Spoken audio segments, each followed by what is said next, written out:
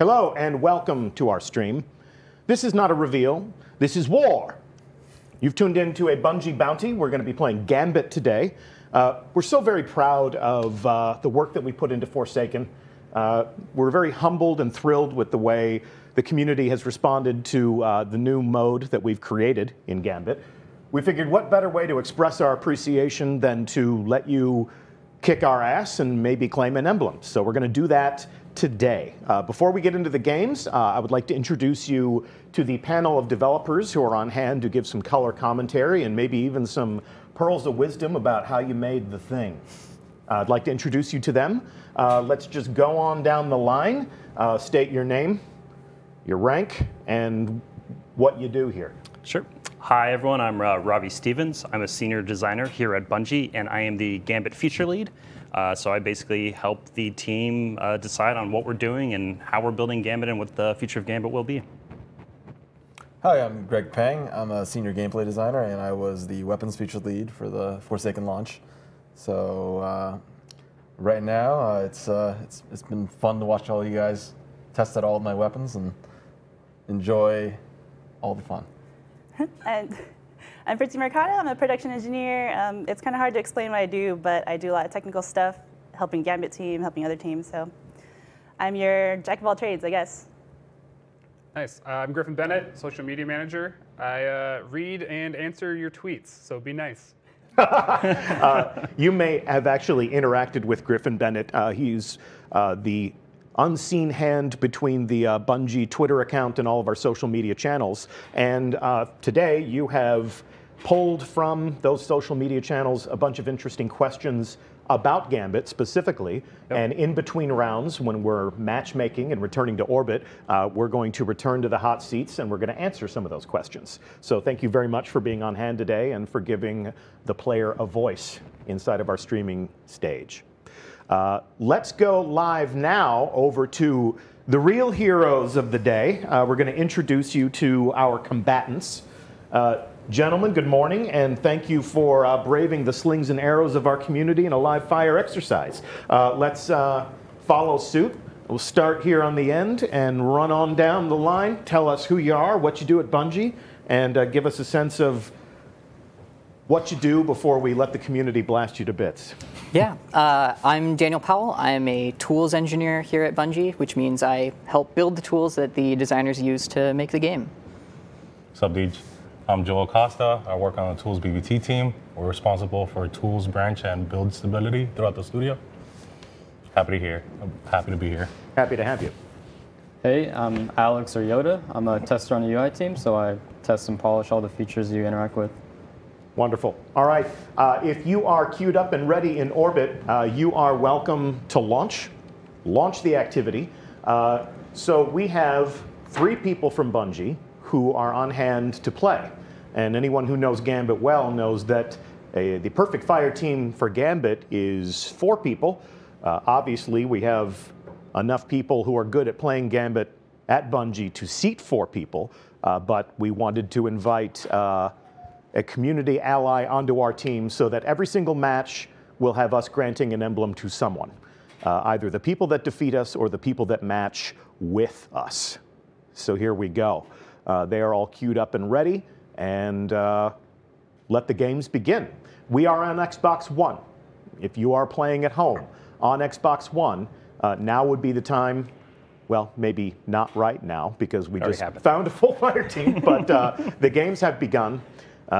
Targets are live in wild. Go get them and claim that emblem for yourself. So while they are getting ready to go, while they're moving through the wormhole to intercept the drifter, what's it been like to have the community first see this for the first time? And you were there when they got to play this for some of the first times, and now it's out in the wild. Like, what's it been like on the team that worked on Gambit to see this thing come to life and get embraced by the players? So everyone on the team has just been, I think, I think we've just kind of been overwhelmed, and I mean that in a positive way. Yeah. Pretty much just the community's reaction to the mode in general has been very positive, and we've had a lot of positive feedback as well and critique, which has been really strong.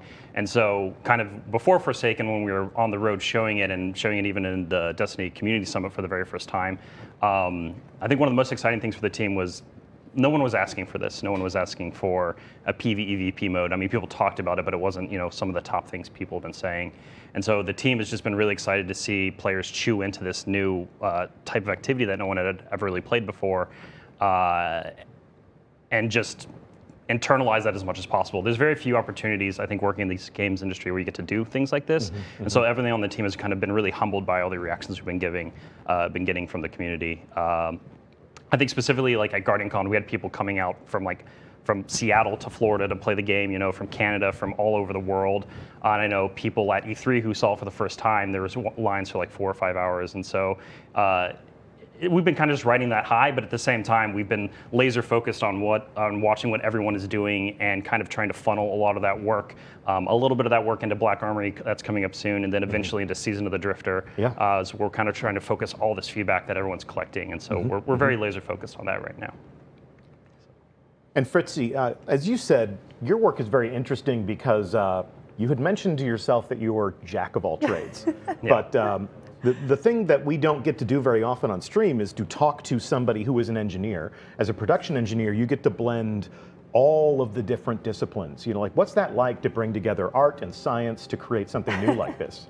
So it's kind of crazy sometimes because a lot of people kind of expect us to know the answers to all their questions, but we don't have all the answers, but I guess we're good at finding the answers, and we're like, we do a lot of work with workflow issues. So say some tools are acting up, or people are like, well, why do I have to make it this way? Why can't it be easier? So we take a lot of those problems and kind of like, maybe we fix the setup, or we teach them how to do it better, or we fix the tools. So it's all sorts of stuff that kind of helps make the content creators go. And yeah, it's a lot of fun. Going into the raw space where something doesn't exist and creating something new. Yeah, do you actually want to talk about what you did for us for E3 with some of the cinematics work? Oh, so the cinematics are, we don't really have one like this because there's in 3 parts.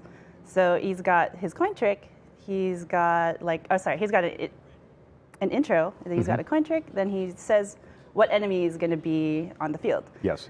And we don't have any cinematics that are like very variant like that, so it was this insane setup of like having like 3 parts with one like referencing the other, and animators have to use this scene, and then the other ones will share the animation, and then animators only touch the faces in this one over here. And so it's kind of insane, but we made it work. Yeah, I bring that up because one of the challenges the team faced actually early on when we were developing the mode was basically like actually having to get builds ready. And I know that sounds funny, it's like that's just our job. Our job is to get builds ready, but people like Fritzy kind of actually make that possible for us because the team is so development focused. And when we had to make a build for the Destiny community events and then for the road shows and then eventually for Forsaken, like Fritzy was able to take on work too. Like we had for E3, the Drifter actually spoke to you when you're in the space tunnel. Like he kind of gave you a primer for the mode. He kind of told you, I think that's where actually the first time players heard there's nothing more dangerous than another Guardian. Something like that. I'm butchering that line. Sorry, Jonathan Toe, our writer. But that's one of those things where like that was a desire we had, and Fritzy made that real. And without her, like we couldn't have done that stuff. And that's we value production engineers heavily at Bungie. Many unsung heroes at Bungie. Many teams that come together to make these things, and we don't hear enough from them, which is why we want to do more of this on stream, is to let people who play Destiny understand how many different types of professionals, how many different talent sets and creative types of people it takes to make an activity like this. And with the activity in play right now, with the game having begun, Greg, if you have any critiques for their loadouts here, if you have any expert editorial comments to make about which guns they're using, I would love to hear that. No, this is a decent loadout. This has got a SMG and a sniper. I believe that's Pillager and Fate Croy Price Foul. The Gambit SMG and the Crucible sniper. This is a very like ammo economy based loadout. So like you always have high uptime and always are able to take care of every range. it's a decent loadout. I remember when we were in dev when we were playing this, and people were like, "I don't think Pillager's very good." Right? I remember that. I remember that pretty heavily. And I remember you being like, "Just wait." Have there been weapons that have like snuck up on you guys that you didn't think would be top tier that became, or vice versa, like you just said? I didn't expect Trust to be used as much as it did. Yeah. It's like traditionally one of the lesser used families because of the rapid fire, but Trust, we put the best perks on it, we put great stats on it, and it just ended up being really popular. Hostiles incoming. Ooh, it's pretty even. A lot of people holding moats right now. Bungie Bounty is very interesting because we get hunted, as is invited, right? Like that's what happens when you put a bounty on someone's head. Everyone shows up. They come out of the woodwork. We got people stream sniping us in chat right now. Asking me, but even before the show begins, like, who are we hunting today? What's the name? What's the account name? I will say, Daniel, who's playing Hunter right now, like we have a lot of internal play tests, right? And we blast the studio saying, hey, come and play, right?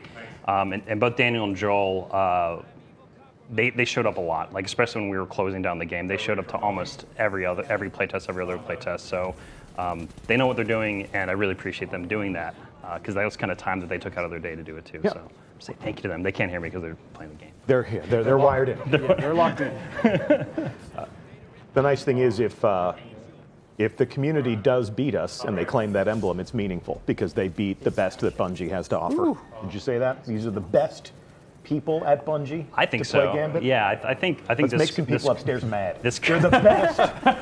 Best around. No one is close. They're the best on Xbox right now, definitely. Qualifiers and caveats. Oh man. Death Heals Primeval. All right. This is neck and neck. Both Primevals have been on the field for. They summoned right after each other. There goes the burn. There goes the burn. There it goes. Just a little behind. Oh, a sliver. Bye, sliver. Bungie. Oh. So they still have all their super though, pretty much. They're still popping. So the Gentlemen, other team probably just burned. I jinxed you. I'm real sorry. I was like, this is dead even. This is the best we have. Yeah.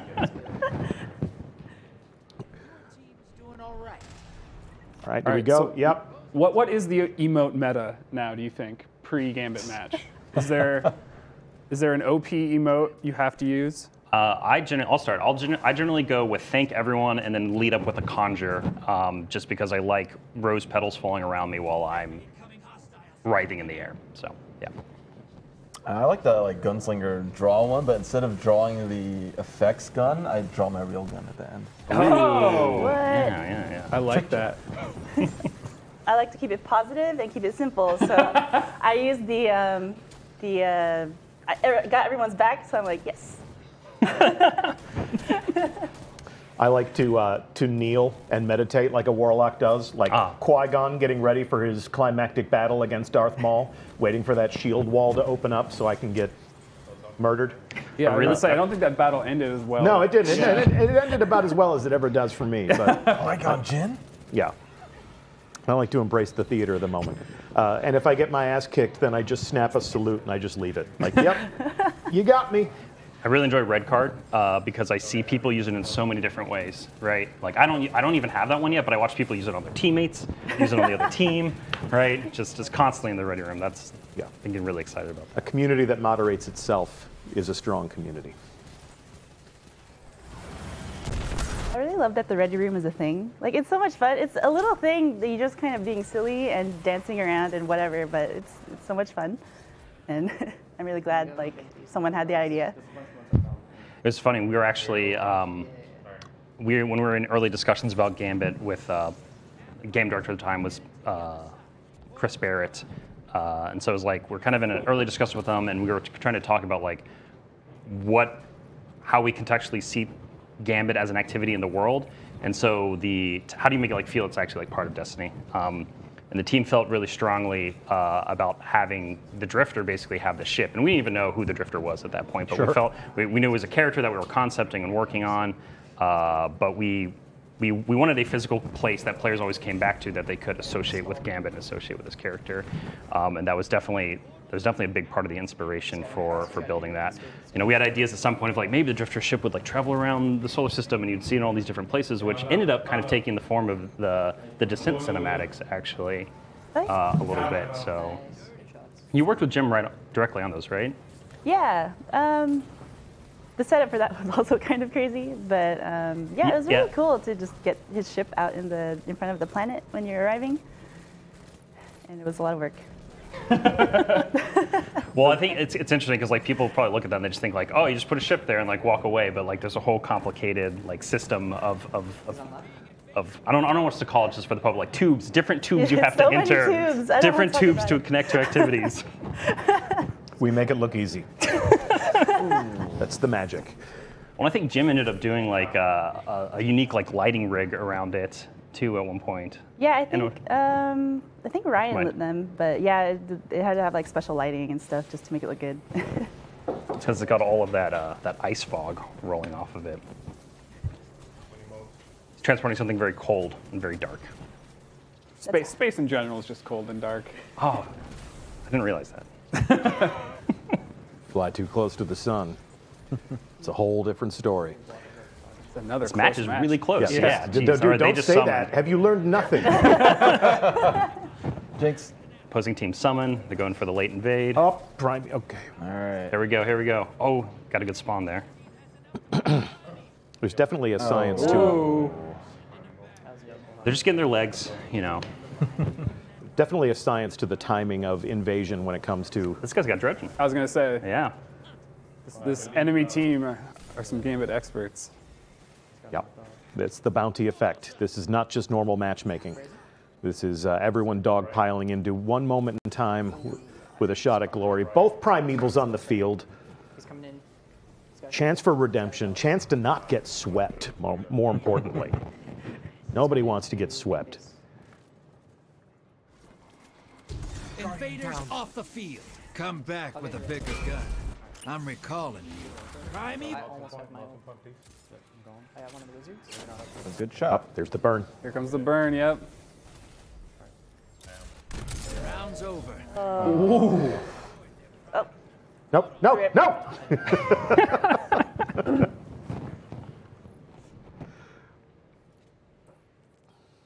We'll bring in Cooley Callahan a little bit later on in the stream to talk to us about the environment as an enemy as well. Yes. Because the environmental design, you know, these maps become a character in their own right. Let's see what's up next. A little bit of tweaking of the build here. Should we jump into some questions while we wait for the next match? Indeed we should. I just wanted to see. All right, so at the end of the first match, Community 1, Bungie 0. Just the first match, though. So we have 4 emblems to pass out to those of us who just defeated us in battle.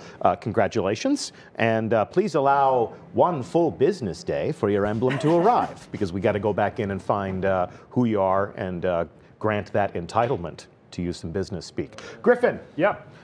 You have gone into the depths of our social media channels to find all the curiosities about Gambit that are most appropriate for this moment. What shall we ask the team? Sure, we'll start off with our highest asked question. So this is from Richie M and hundreds of others. Moats can seem difficult or inconsistent to pick up at times. Could the moat pickup area be increased? So that's an interesting question. It's something that we've talked about on the team a lot because we've seen a lot of feedback about it. The thing to consider with this is the moats themselves are actually part of are what we call networked, which means we actually have to track if 2 or 3 players are trying to pick up the moat at the same time. And basically the way our tech works is as soon as we detect someone is trying to pick this moat up, so the first person we understand on our side, basically on the server side, that they have the moat, they basically claim it. They've claimed authority over it. And so they just get it. And basically what that means is moats are subject to network latency. So that's why sometimes, you know, you might watch one person kill a combatant, kill a thrall or something, a mote flies in the air.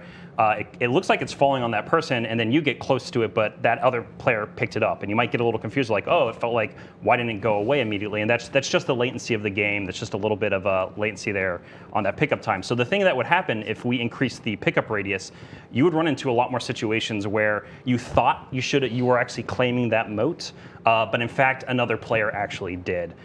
So it's something that we've thought about. We've definitely play tested a little bit, but we found that in general, it just felt like players were stealing motes out from under you more often than not. And so that's why we kind of opted for a slighter, tighter mote pickup radius. It was also our original intention too that picking up motes is actually part of the gameplay loop, right? It's not something that is entirely free. It's not something that you can just be face to face with a combatant and earn that mote immediately. You actually had to have friends helping you pick up. You had to be aware of them on your radar. So it wasn't an intentional design. But at the same time, again, like increasing that radius could have a lot of other negative effects. That's why we're not super comfortable with doing it like at this time. So hope that sheds some light for everyone on that topic. We know it's been talked about a lot. Destiny's a complicated game. Yeah. A lot of like secret moving parts underneath everything. It's like kind of like the facade is like perfect, and then you look underneath and it's like, oh man, there's like gears, and there's like if one gear tooth is slightly off, the whole thing breaks down. So it's Yeah, I mean, it's just one of those things where it's like, and I know you guys deal with this on Sandbox a lot. We opted for basically being like the first person who is there claims it, right? And so that's just one of those situations where it's just the internet. It's the internet. It's hard. Did you guys just match against a group of people who didn't finish the match? Okay, so they off camera there was a match that just got won. I guess we'll find out who matched with you and say, here's a free emblem. You just won the emblem. You guys. You just won the emblem lottery today. So we're going to go back into matchmaking, and we're going to find some people who are willing to go the distance and fight the good fight. Please, if you are matched against us, do not back out. Greg, this is your shot at redemption and glory. Sorry. What were you saying? Oh, I was going to say, I was like, it's just interesting because it's always interesting to hear about Sandbox stuff. What was one of the exotics from Forsaken that had one of those weird setups that you dealt with, that you wrangled with for a while? Oh boy, probably the most difficult setup was 1,000 Voices. It's like, it's one of those things where it's a projectile that creates other projectiles, which is always like a difficult thing to network, right? Like it's like, how many projectiles are in this machine versus how many are in the server versus how many are in the other person's box. It's not easy. It's definitely not easy. There's actually a fun thing that if players don't know, you can actually throw motes with 1,000 voices. So if you want to troll your friends, you can use it that way. No. Don't. Nobody wants to troll anybody. Don't disregard. Strike that from the record. Think we have time for one more, or should we wait? Yeah, let's go. Let's have another question from our community. From the community, will there be a pinnacle weapon for Gambit next season? Season of the Forge. Season of the Forge. When we reset the infamy rank, and they're chasing that infamy rank again, what do they get when they reach their maximum potential? I've seen it. I've seen it with my own eyes, and it is a sight to behold. It is pinnacle. It is very pinnacle. It's extremely pinnacle. So there will be a pinnacle chase weapon on the same level of what you earn in the Crucible. Maybe even further. I mean, obviously we tune every pinnacle weapon for the activity, so that it is basically the best in that activity. Yeah. So a counterpart to the broadsword. You're gonna see it. Cool. Thanks for keeping it vague. Very vague. I know. I agree. I mean, it's just around the corner. Yeah. What was it you said before the stream? Player discovery? Yeah, I mean, player discovery is a very important part to us. We're here to shepherd you through your playtime, and we want you guys to discover the stuff. At the same time, we like to drop hints. We like to have fun. So, which I think we've been really excited about. We've been play testing the gun, I think, for like 2 months now, roughly, off and on, something like that. Yep. And so I think the other maybe hint we can give is, Malfeasance is kind of invader focused, that half of the game focused. So there's a whole other half to Gambit. You fill in the blanks. All right. How's matchmaking going, gentlemen? They are moving through the wormhole, what you called the space tunnel before. Yes. For all the astrophysicists in the audience, we do know it's a wormhole. But we'll have Jonathan Toe on some other time to talk about the official nomenclature. I think we've slated him for the raid along, which is happening next week. Tune in next week for another exciting episode of Bungie playing their own game and talking about how hard it is to make. But we have fun doing it. Yeah, we have fun doing it. Yes, anything worth doing is hard. But whenever you guys talk about, like network latency or it's hard to do that, I picture these interesting conversations where Fritzy has to come in and say, I understand what you want to accomplish, but there's this thing called technology. And it's like, what's that like? Sometimes it's hard, like designers or whoever I'm talking to. Designers, huh? Yeah. That's how it is. Yeah. Sometimes they'll be like, but it's so annoying. Why do I have to do it that way? And I'm just, I'm sorry. I can't do anything about it. So we're building worlds out of math here. I mean, Fritzy's attitude always just makes it easy, though. Just one of those things where, like, no, and all our production engineers are really good about that. I think something that's strong about Bungie culture is just that, like, we try to be professional. We try to have a good attitude about things. We try to keep it critical but friendly. So if I say it with a smile, it hurts less. Exactly. So. I think we probably have time for another question. Yeah? Yeah. All right, here's a good one. Lots of people ask this one. I want Drifter backstory! Exclamation point. What is a rogue light bearer? Was he a former Guardian? That's from Paolo Worth on Twitter. He is rogue, but he's like real old, like from a time before the Vanguard and like the city and whatever. So he's not really a Guardian, like in the term like Zavala would be like, no, he's not a Guardian, whatever. But yeah. It's a dark history. And dark history. It's got secrets. We have Drifter on the screen right now, so our next match is about to begin. And certainly there will be a season of the Drifter, so perhaps that will be an opportunity for us to learn a little bit more about this roguish overseer. And here we go for the pose down. To our combatants, best of luck to you. Did you get matched with a fourth? Yep. There he is. There he is. He's hiding in the corner. There he is. Looking at the light. Okay. He's just ready to go. They got Kel's Grave again. All right. Game is afoot. This is a Cooley Callahan classic. Later on, he's on the stream. We'll talk about it a little bit.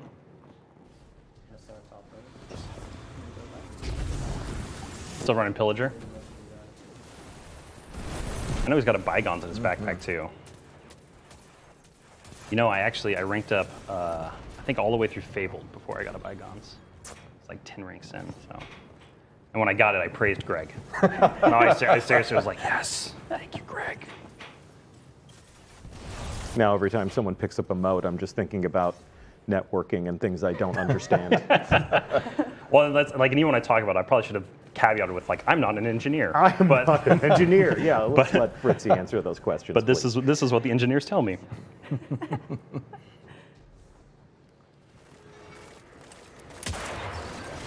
I will say though, if you do like being up in the combatants' faces and you want to claim those modes, I find it best if you try to kind of stick to the somewhat mid-range. So you melee and you don't press forward immediately, and you probably are going to be a little more likely to have that mode fall on your head. So that's just a little dev tip if you really want to just be melee close all the time. You can kind of see Daniel doing it a bunch actually. He doesn't get right next to them as much as he can. He kind of stays just a little bit away, and that's because he's internalized that distance of the motes dropping out of the air. The motes dropping out was really fun to like test because before they just kind of, so when a combatant drops multiple, before they used to just kind of drop on each other, so you'd have like 3 motes in one spot, so it looked like one mote. And I had to add physics impulses to them so that they do not gather. And I wasn't sure if it was working, and I ended up just like bumping the value up to like 100, and I killed the enemy, and the motes just went whoosh. Went to the other team's arena. And it was very exciting, but sadly we could not ship it that way. We actually, one of the early phases of Gambit, we like one of the first prototypes of the motes. We called them trophies at the time.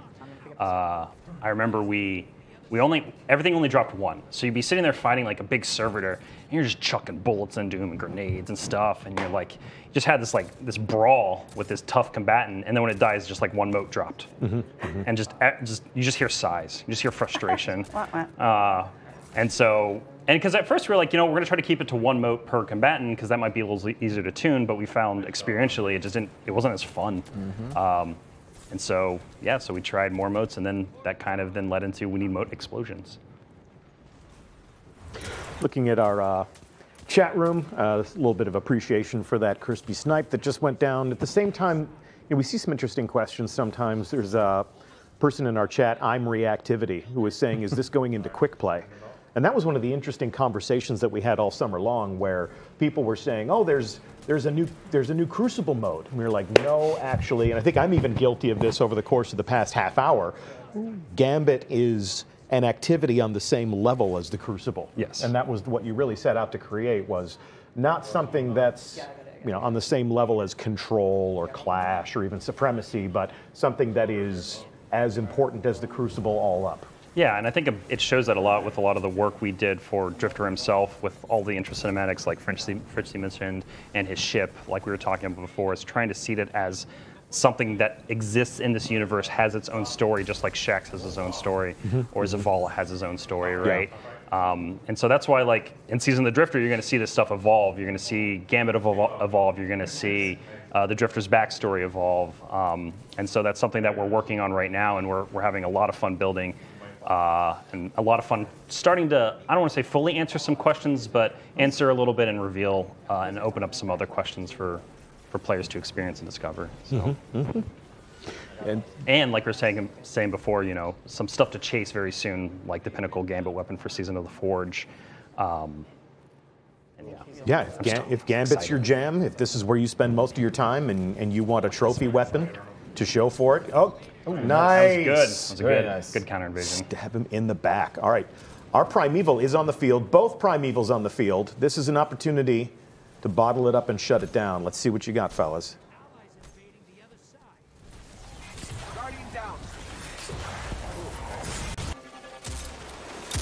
The other team has their portal up. That invade is probably coming soon. They're all dead. Whittling that Primeval away. That's close. Little by little by little.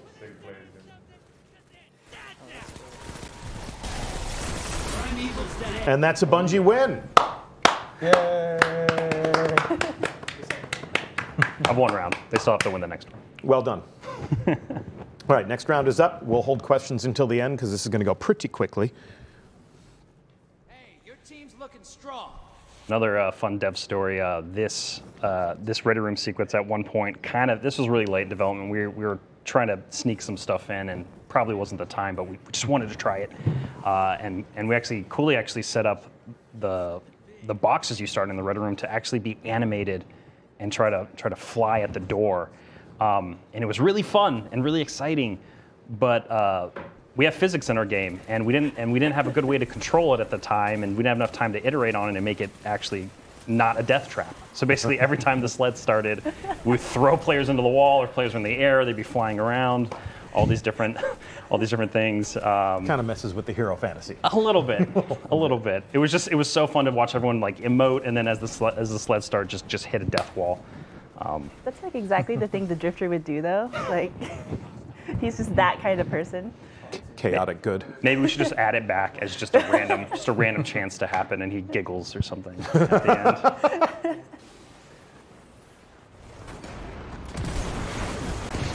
So Greg, what was your favorite Gambit gun that you designed? I know mine. I'm going to talk about mine afterwards, but I want to hear your opinion.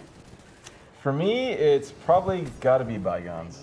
It's got to be Bygones. It's just the bullets just go to the head. It's magical. Right? You just like aiming it and you're like down. And one thing that we tried to do with the Gambit suite was to kind of try to differentiate between whether it was an energy weapon or a kinetic weapon. So like you'll see on the energy weapons, they have a little oscilloscope on the side that like denotes their energy type and like waggles where you shoot it. And the kinetic weapons don't have it. So it's kind of like adding that little bit of flair of that Destiny space magic. Nice. In something that Snipes. would look fairly like traditional.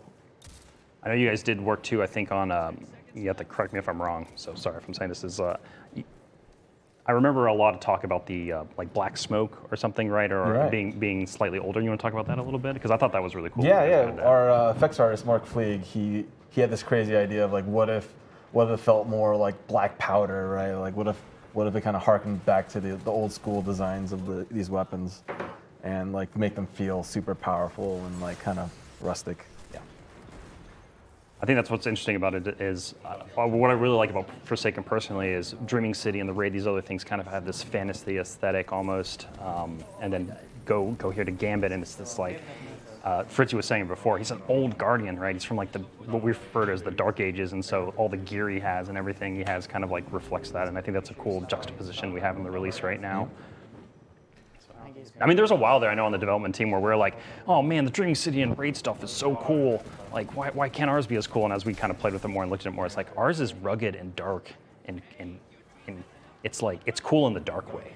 Yeah, well, and Gambit definitely has its own aesthetic, and I think it's cool that you have these different personalities that you can play with. You have Shax and Zavala and even Hawthorne as agents of a different aspect culturally of the game, and that's a great way to signify you're speaking to a different person, you're going to have a different experience, and that's how these things are special.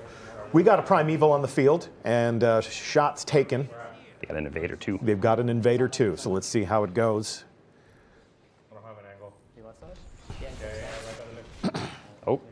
Oh, fine by the cannons. Oh, that Crooked Fang. Yeah, it's good. Probably my favorite heavy weapon right now. I really like how the reticule shows the charge towards the tip of it. My favorite Gambit weapon is Soros Regime, I think.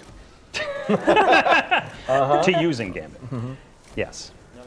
It's my favorite everything weapon. My favorite Crucible weapon. It's my favorite Raid weapon. Is it just like bolted to your And nice. Primeval defeated. We did it. Is that a Bungie sweep right there? GG. All right, so Shut that out. is just claps all around. Well done, well done. Good game, good game. And we have one emblem for the community ally that matched with us. That is Wizard 509 of the Raid clan. We are going to give you an emblem. Please allow one business day. Let's go back to Griffin Bennett at the controls of our social media universe for another question. Can we please have weapons and armor that have Gambit-specific perks? That is from many people on Twitter. Well, there is Malfeasance, which does have Invader bonuses, but we are definitely looking into such things. This is something that will be ongoing, and it's a great idea. I like that one. Okay. This is a good idea. Let's find another. Here's one from Nate Williams, To School for Cool and others. Why does it feel like winning teams are punished if they spawn their Primeval first? Can you clarify how that works and if there are any catch-up mechanics for losing teams? Okay, so I know there's been a lot of discussion around this, so I want to make a couple things clear. Like, our intention from a design perspective is that summoning first is always the right choice, right? That's something that you always want to do, and it should be your goal during the moats phase, is to get to Primeval as fast as possible. There are no specific catch-up mechanics for a team that is behind that has to do with trying to describe this the best way. We don't like buff the opposing team characters, right? Like we don't do anything to that. There are two major catch-up mechanics in the game. One is if you are more than 20 motes behind the other team, we will actually spawn what we call catch-up targets. And I think the internet has generally referred to them as shiny boys. Yes. I love the shiny boys. Yeah. It's a great name. I like Drifty Boy too. It's a small boy crew or something. I don't know. B-O-I. B-O-I. B-O-I. Yeah, exactly. So if you're more than 20 motes behind, the opposing team will get a value target that you have to kill. You still have to kill it, and it'll actually despawn over time if you don't kill it. So there's still a gameplay loop there. Like, it's not just free. The second major catch-up mechanic is during the Primeval phase, and that's basically if another team has summoned and that team is far ahead of you and they've started building Primeval stacks. when you summon your Primeval second, you will actually get a couple of stacks to catch up. Now that is something that we have playtested a lot on live now, right? Like we playtested in the lab a bunch, and playtesting on live is a little bit differently. We're watching everyone's feedback to it, and it is something that we've actually made some adjustments to for Season of the Forge. So right now in live, we do see that like, hey, teams that are behind seem to be getting a little bit too many catch-up stacks, kind of as we refer to them, when they summon second, and the leading team doesn't have a big enough advantage if they've had the Primeval up for a while. So that is something we've actually made changes to, and we play tested internally, and you will see that change in Season of the Forge. And so again, like our intention is always that summoning first is the right answer, and so I think this update that's coming for Season of the Forge, that you'll feel that more, especially if you're ahead a lot. Now, the other thing to consider though is because the way these stacks work, we're still trying to make sure that the trailing team still has an opportunity to come back. So when it comes to stacking, you're generally not more than 20 or 30 seconds behind the leading team in terms of the number of stacks you are building over time. Again, we give you some bonus ones if you're behind and the other team has had their Primeval up for, let's say, a minute or so. But we are adjusting that. So it will be harder to swing matches if you have summoned first during Season of the Forge. It's a little easier right now, so I guess take it while you can. But in the near future, it will be harder. And that is directly, from watching you guys play the game, and that's directly from looking at the feedback about this. We still believe in catch-up mechanics as part of the mode. We see a lot of feedback around that. And we, at least in the match-made environment especially, we did a lot of play testing where there were basically no shiny boys or anything like that. And what would happen is a lot of teams would fall behind and just want to set their controllers down and not even engage in the mode. And so it's one of those things where we still believe in them and conceptually, but we are willing to make changes to them based on what we're seeing happen live in the game. And so you'll see kind of the first set of that, like I said, during Season of the Forge. And when we say Season of the Forge, you can expect to learn more about all of that in the patch notes that will arrive on Bungie.net on November 27, coming soon to a blog article near you. And for the Snow Winter deity in our chat, when we talk about a catch-up mechanic, we mean a catch-up mechanic, not to be confused with the popular French fry condiment. But we have a game on the field. The pose down is in session. This is the next round of the Bungie Bounty. We're nearing halftime for this 2-hour event, and let's see how we fare against another fire team matched from the community with one of them on our team. An emblem is in play for the winner. Let's see how we do. Oh, they got Shriekers. Oh yeah, Fighting Lion. Do you guys have a favorite, least favorite enemy race to play against? I'll let Fritzy start. Fritzy? You're on the spot. Right now it's the Scorn, because yesterday all my Gambit matches were Scorn. They made it your favorite. Yeah. I love fighting against Fallen, and I hate fighting against Taken. I'm trying to think. I think I dislike fighting against. I'm gonna say Scorn too, and it's not. I don't want to say dislike. Dislike's not the word. They are definitely the toughest. So is it the totems? I just die the most. I get screebed. Sorry, yeah, screebs, right? So like we have waves where screebs will reinforce. You'll kill some people and the screebs will come out of nowhere and blow you up. So I overextend too much, and I have to constantly tell myself, do not overextend. That was me yesterday. Yeah. And so the screebs get me a lot. So those are the hardest to fight, and I think the easiest fight or the most fun for me to fight are probably the Fallen as well. Yeah, I would agree with Greg on that. So. Granted, when those Vandals are sprinting everywhere, sometimes it's really hard. Really hard. So we have we're fighting Shriekers right now, right? And that's we kind of refer to these Shriekers or things like the Cabal Basilisks. We refer to them as turret matches, actually. And there's about 9 turret matches in Gambit. And it's one of those things that we added a little bit later because the setup of it is a little more complicated than some of our other Gambit matches. But I love seeing it. watching streakers eat people alive and have to kind of fight in the map in a different way than they usually expect to. The turrets put a lot more pressure on you to actually. Oh. So your wise words got interrupted by a very skillful. They were ready to call Primeval too. I mean, the bank was locked down, and then he's just sort of like waiting for the door to open. Like, come on, I got a check to deposit. Nope. He was banking on his teammates. Killing the blockers. He wasn't banking anything. That was the problem. I think it was like 24 motes lost right there, I think. Yeah, that was a lot. That was they were knocking on the door. It's the power of the Warcliffe coil. The power of the Wardrift. Wardcliffe coil. It was late night. But yeah, the turrets kind of push you out of the front. You can't get deep into the front like you're kind of used to in some of the other match types. Just like that. And yeah, it's interesting to see players kind of react to that initially, especially if they haven't seen it before.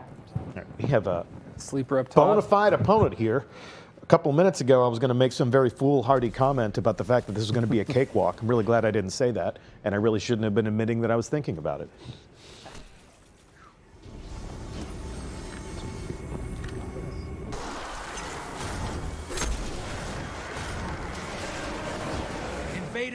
You know, for as much as people talk about Edge Transit, Greg, I really like using it. Me too. I do. I'm not saying that. Edge Transit apologists. I did great. I'm just streaming in a different direction. I'm just letting you guys know. Like, I enjoy the gun. I got Greg Harris, and it's nice. It's a nice gun. Yeah. I mean, I believe part of it was that initially we had some like backstops, right, to make sure that you're getting enough in every slot. So because that was the only heavy available at the time in that slot, you get it a lot more. Got it. Yeah. Especially earlier in the power curve. Early in the power curve. Yeah. Well, we got some great community videos out of it. In the first few days after Forsaken launched, I admit that I was using it and having fun with it. And I was like, I really like this new grenade launcher. And then I looked one day and I was like, oh shit, I'm using the one they're making fun of. I have to put this away, or they're going to be like, see, even Deej is part of the problem. All right, Primeval on the field. It's not ours. Let's hope this is a situation that we can improve upon. He's got Blade Barrage ready to go. Let's see if the question is accurate. Okay, 2 Primevals on the field, so we're no longer being punished. Oh, that's fine. Invader incoming. Guardian down. Oh, got those callouts going. That's great. It's an interesting, interesting breed of employee at Bungie that understands development, understands our goals, but can also come up into the playtest lab and cave in your heads to show you where you're going wrong, right? I mean, there's a very valuable component of our process. I mean, actions speak louder than words. Ah. I think some of our most animated playtests. Oh, look at that burn. They're doing great. Look at that burn. Oh, man, they got the taking turns medal as well, which means every single player on the team invaded on our Bungie team here. Good job. Golf clap. And the blueberry. Golf clap for our combatants. Well done. 1 round down.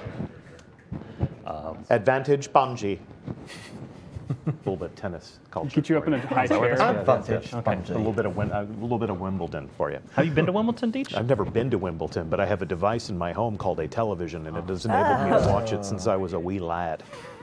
Oh, what is up with that? Very nice. Friendly fire in the pose down. Combatants on the field. Disadvantage.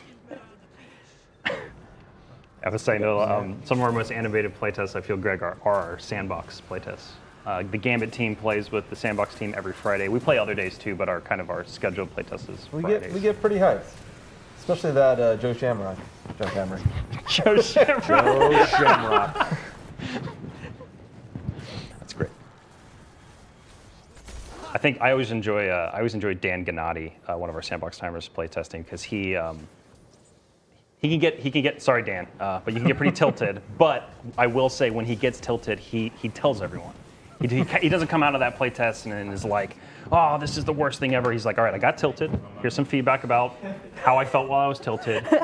And he's very nice about it. And I'm serious. Like, it's one of those things that I really appreciate. Is like, he was having a hard time with something or having an emotional reaction to something, like anyone does in a playtest, right? When they're playing something, we all do.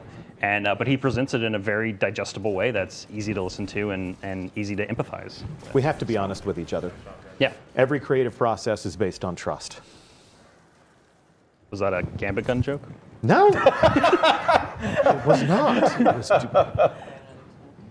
I should have just said yeah. Yep. We've been working up to Every creative process requires malfeasance.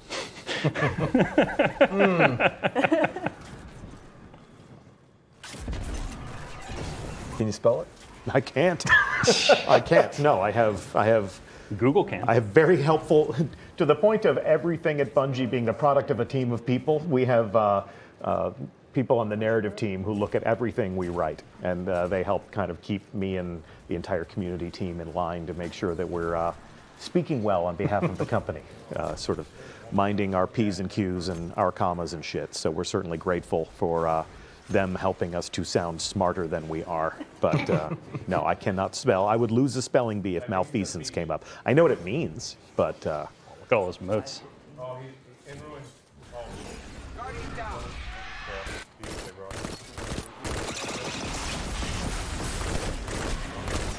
Invaders. I got him. Hiding with 15 moats is just its own game within a game. Yeah. bang 'em, bang 'em, bang 'em. Portal's up. Yoda, you want to go through? Portals up. Go. Portals up. Got a few more rings. One of our animators, Matt Kelly, built our deposit animation, basically the player slamming the moats into the bank. And that was one of those things that he actually, it's kind of a personal project for him. He believed in it as well, and we were very tight on time, and he put in a little bit of extra time personally to get that in there. And so, like, I'm just taking this opportunity to say thank you for that, because I really appreciate it. And so we worked together a lot on that timing, and then we're talking about getting a lot of feedback from the Sandbox team on how the camera works on that. And I know it seems so simple. It's just like, oh, you're just slamming something to the bank, but it's one of those things where having that physical connection to something in the world, having to move to a specific location on the bank provides a lot of opportunities for invaders or other players to actually get you before you get there. You know, if you just walked up to the bank, for a while we just had it where you could just kind of interact anywhere. You could just slam the moats in anywhere. And it was a little too free, so we added a little bit of friction. We made sure you had to actually interact with a specific location on the bank. We played an animation so that you could go to third person and you kind of could see your surroundings. So if you got hit by a sniper bullet or a rocket or whatever, you'd actually kind of see it coming at you in third person to understand it a little bit better.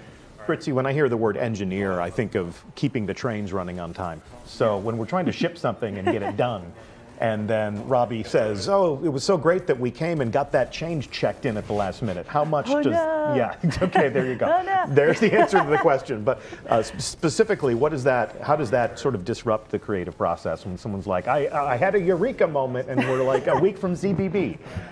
I mean, I feel like for the most part, everyone's got this agreement of like, okay, we're not going to check in these like very dangerous changes. So there's the like people know kind of have a feeling for what's going to be dangerous and what isn't. But sometimes you don't know what's going to interact.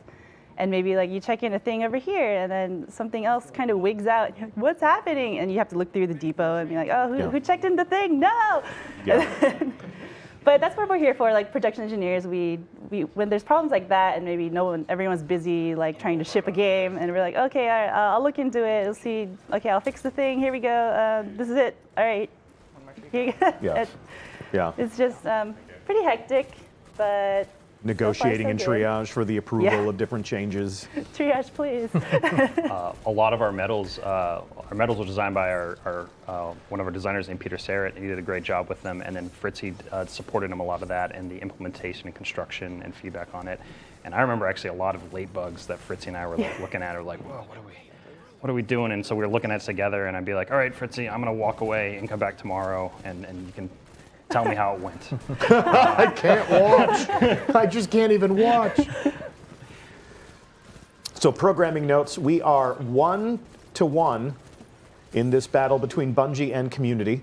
The emblem is in play. Here, brace yourself. Oh man, it's so close.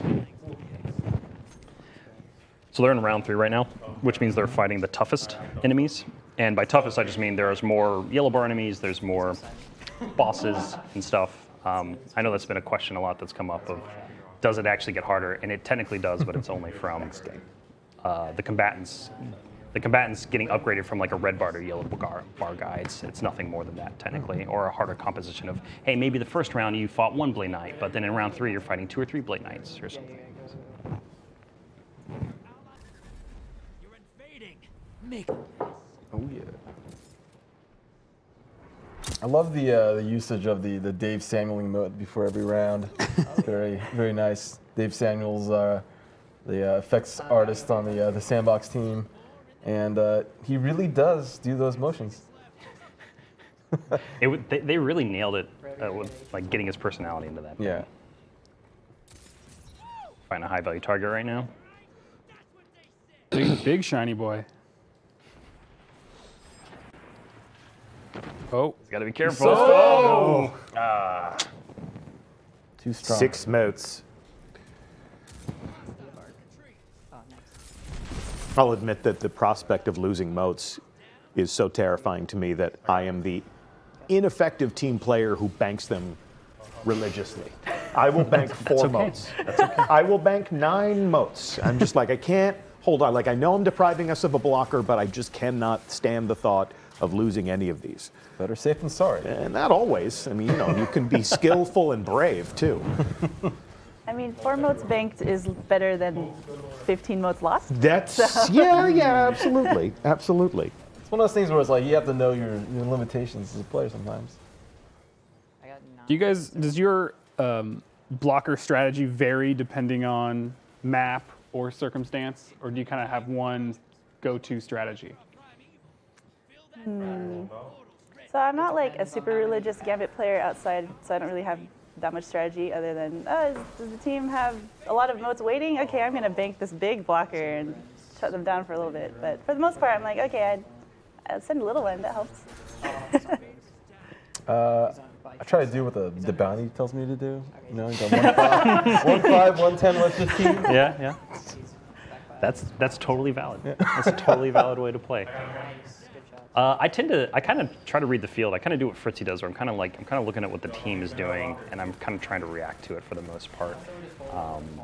I've been working through the Malfeasance quest recently, so I've been trying to stick to smaller deposits so I don't lose as many motes. I just finished that step last night, so that's exciting for me. Aren't you just lucky? Hey, I didn't get the meatball until this reset. Okay. All right. I just played. I mean, I've seen it, but Yeah, I didn't. I played Gambit for 3 hours this weekend and got nothing. Yeah. Except some sweet guns. Before the show, I was talking to Pate, who works behind the scenes to make our streams awesome. He said, I saw the meatball 3 times this weekend. But they just happened in those awful moments where no one has a super. Oh, no. Destiny giveth, destiny taketh away. 2 primevals on the field. It's an early chaos reach.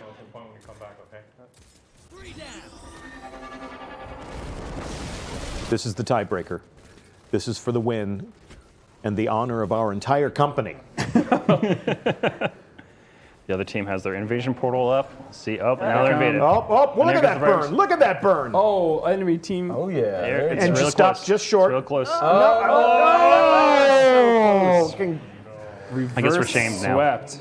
That So is much the end shame. of the round. Round over. Community victory. Bungie, well played. Good game. Thank you. We salute you. Thank you. Golf clap for community. That is 4 emblems for so small. Okay, anyway. 4 emblems for them. And for this break, we'd like to try something a little bit different. Sure. Just learned that Unfortunately, we just got word that the legendary Stan Lee has passed away. So we'd like to send our condolences to Stan Lee and his family and everybody out there. Oh, wow. Yeah, terrible news. So I'd like to ask you guys what your favorite Marvel character is while it's on the top of our minds. I feel like we're on the spot now. I know. Yeah. It's sorry to spring it on you. I'll go first. Since you obviously need a minute, I'm going to give everyone a Twix bar, and I'm going to go first. My favorite Marvel character has always been Iron Man. I grew up a huge fan of Robert Downey Jr. The fact that his superpower is creativity and innovation and gadgets. Love my gadgets. Love fine suits and fast cars, and I wish I had a suit of armor that could make me fly. I've always thought that it was an interesting story, and I love the way it's been portrayed in the movies, and I just love the idea of it. I will admit that everything I know about Marvel comes from media and movies and TV shows, and I grew up watching the cartoons, and on Saturday mornings he was the guy who would narrate the opening of the cartoon. So I've never been a comic book reader, but I always loved the adaptations. Yeah, I think my favorite one might be Jean Grey, actually. Yeah. I think I read some of the comics in the '90s when I was a kid, but I primarily watched the TV show, and I think I was just really enthralled with the Phoenix storyline, especially, and kind of redemption from that and everything, and like her going through that entire process. So I don't know, I identified that a lot. You got there's an origin story coming up about that. Yeah, I'm excited to see that. So I think that's my favorite character. Also, just like being a telekinesis person, like being able to like move things around with your mind. That's just like, as a kid, that's something that I was like, I was one of those people who played Final Fantasy, want to be able to cast lightning bolt, whatever. Greg. Yeah. Wolverine, hands down. Yeah. Especially, it's just like something about the guy, right? He's not really trying to be the hero. He's just kind of, trying to live his life sometimes, and occasionally he kills a girlfriend accidentally. It's very like very Greek tragedy, right? Like the guy that's like, he's like not in control of his own fate almost, right? Yeah, tragic Shakespearean flaws. Yeah. He's tired and just wants a nap. I feel like we're also just like X-Men focused for now. Probably true. Except for Tony Stark. Except for Tony Stark. Fritzy. So I'm kind of like you. I didn't really read any of the comics because there's so many. It's so daunting that I just never did it. So, but the Iron Man movie was it was so good when I first saw it. So he's just been my favorite ever since. Griffin. That's a tough one. I think Professor X was the first character that really drew me in. Such a unique character, a teacher. There haven't been very many teachers out there. Yeah. In comics, in media, so that really struck with me early on. As someone who couldn't use his legs but was stronger in other areas, I think that's a really good theme to hit on. And not to tie it in, but I always loved Gambit growing up. Unintentional, I swear, but anyone that used a bow staff is high up on my list. So, cool. Yeah. Well, we are ready to begin our next round. We're in the space tunnel, aka wormhole. And as this round begins, show notes. Please, let's all thank Greg Peng for being on stream. Thank you, Greg. Thank you for the guns. Thank you for the developer insights on those guns. We are actually going to, during this game, we're going to welcome Cooley Callahan to sub in and start giving us some developer commentary on the environments that we've created, the actual arenas that were created for Gambit. So as we move through these spaces, Cooley can talk about some of the different challenges and some of the different considerations, some of the different goals that we had for that. So we're going to go and check in with our combatants for the pose down and do a little bit of casting change behind the scenes. All right. Let's see what we've got. All right. Fallen on the horizon. Let's be bad guys. They say the fallen whirlwind was worse than the collapse. I say they deserve it. Get ready to drop. Let's hunt some hostiles, brother. Bring their moats to the bank. Incoming wave at the ruins.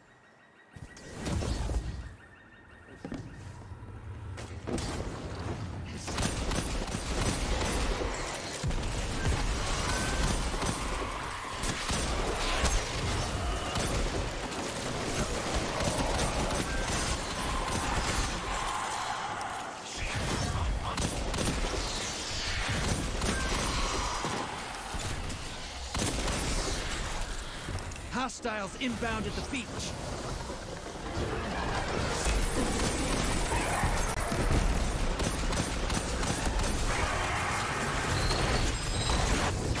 Take and run popping up on the enemy side.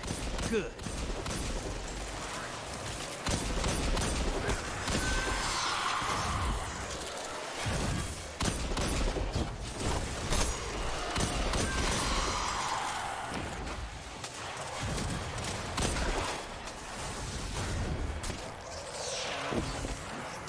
Hostiles at the trees.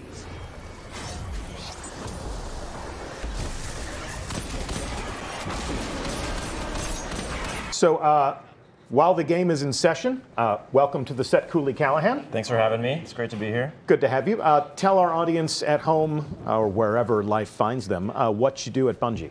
I'm a senior world artist, and I work on the Gambit team, previously on the PvP team. And I've had the pleasure of working with these fine people on Gambit for the past year or so. It's been a lot of fun. Cool. Yeah. Well, good to have you here. Which Gambit arena that you worked on is your favorite? I'm partial toward Kel's Grave. It's a difficult map, right? It's got the death drops. It's got a lot of verticality. But it was a ton of fun to work on. And it's funny because we have a lot of people who talk about it online and even in the studio. Yeah. And there's a Penny Arcade comic about it, which was just so awesome to see. But it's controversial. Some people love it, some people hate it. But I think we kind of got away with having a map that was pretty hard because Gambit's meant to be competitive. And I thought it would be really cool if the map was also, a part of that, where you have to think about where you stand, you have to think about how you're moving from space to space, and I think it's anything can happen, right? Like, you can get knocked off the map with 15 motes. Don't remind me. Yes, you can. You indeed can. Yeah, no, we've had some conversations recently about like, maybe we went a little bit too far with the death drops.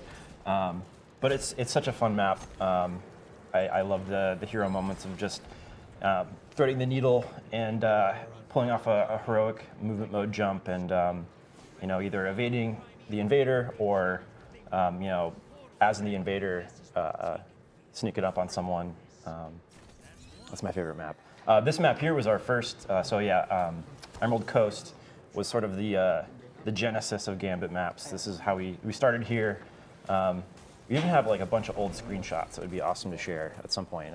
We should talk about that. But let's do it. Yeah, let's do it. Like the early days, the like mass out, just like simple geometry. There was a long time where the ruins was actually where trees was. Yeah, we swapped the fronts around. The fronts kind of like once we figured out we wanted 3 fronts in Gambit maps, the design really kind of solidified and. The mode started to take shape a little bit more, and then we once we had those fronts, we were like, maybe this front would be better over here, and we wanted to have really strong themes for the fronts too, so that you could call it out, and the Drifter calls it out, so we needed to have like a strong visual theme, and then of course there's the area where you start. We always start the player in the same spot. You run into the map from the same area, so you can kind of get your bearings and hopefully be safe, but. Oh, look at that burn. Safe-ish. Safe-ish. Safe-ish. Sometimes, like, I've been domed so many times coming over this hill in Emerald Coast as the invaders are just, like, waiting. And I always forget that they have a mark on me, right? And so I'll just come over the hill and just instant. You did this. You made that hill. I know. That's my own fault. At the end of round 1, we are advantage community. There's no better feeling than invading while you're behind, getting lots of kills, death heals primeval, and then meanwhile your team burns it down. That's just an incredible feeling. Yeah. I think the slightly better version of that is you invade Death Heals Primeval, you come back from that invasion, then you super on the boss to help kill, and you're just the hero of all the moments. Oh yeah. There's some amazing photo finish moments in Gambit like that. Yeah, I remember when the map was playing okay. It was doing okay. We were having a good time on it, but when Ruins was where Trees was, we had this cool space you could move up and down through, and it was a lot of fun to play in. And the more we played in it, we were just like this front is more fun than the other fronts. Let's put it front and center. Yeah, let's get that smack dab in the middle. It was a little bit larger of the fronts too, and so the map was kind of awkwardly lopsided to one side. And then also we had some really good feedback from one of our art leads, Keith. He was like, oh no, just like this side should be all trees, all green, like no buildings, and then this side should be all ruins, because we kind of had ruins a little bit everywhere. And so we focused the ruins more so in the front, and then on the left side, the west side, you have more trees and natural stuff. Appreciated when you were making this map. Where, we come up with these little stories of what these places are, and like it's like, what is it cool? And he's like, oh, it's like a factory, like on the coast of a place, and so that's why like there's going to be this place where it's going to be looking at these wood floors and these old factory pallets, and then docks or nearby in a town nearby where they would have worked in smokestacks and stuff. And I remember as soon as he said that, it started clicking in my brain, and I was like, oh yeah, that is what it is. Yeah, it's just one of those things. Yeah.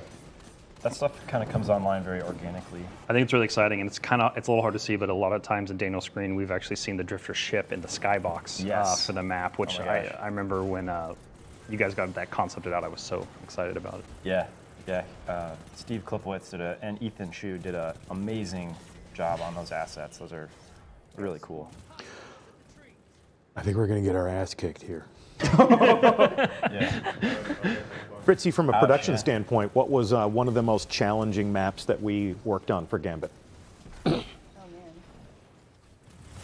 man. I'm actually going to say I didn't really touch a lot of the other maps. Okay.